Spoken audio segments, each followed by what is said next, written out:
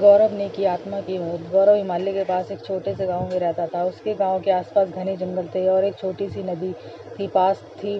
रात को जंगल में घूमने वाली आत्माओं और भूतों की कहानियों को सुनते सुनते गौरव बड़ा हुआ था।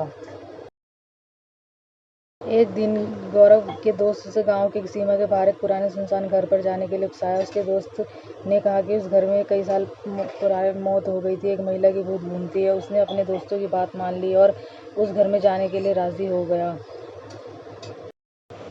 जब गौरव घर के पास पहुंचा तब उसे बहुत ठंड लग रही थी। घर बिखरा हुआ था जिसमें टूटे हुए खिड़की और दरवाजे था जो खोलने पर जोर से आवाज करता था। गौरव सावधानी से दरवाजा खोला और घर में दाखिल हुआ।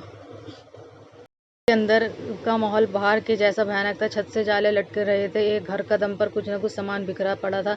अचानक गौरव को ऊपर से एक आवाज़ सुनाई दी। उसे लगा कि आसपास कुछ चल रहा है। गौरव हिम्मत करके ऊपर गया और देखा लंबी बाल वाली एक औरत सफ़ेद साड़ी में उसकी तरफ आ रही है। गौरव डरकर भागने की कोशिश कर रहा था कि उस औरत की आत्मा ने उसका हाथ पकड़ लिया और गौरव से विनती करने लगी कि मेरी मदद करो। यह सुनकर गौरव चौंक गया।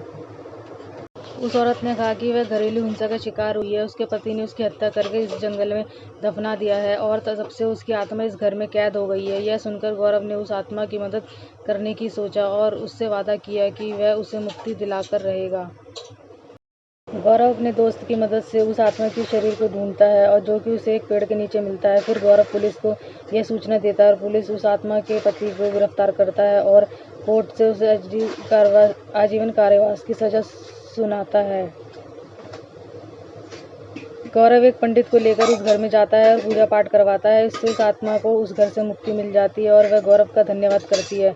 गांव वाले सभी गौरव के इस कारनामे से प्रसन्न होते हैं और उसे इनाम देते हैं। उस दिन से गौरव को भूत और आत्माओं से डर लगना बंद हो जाता है।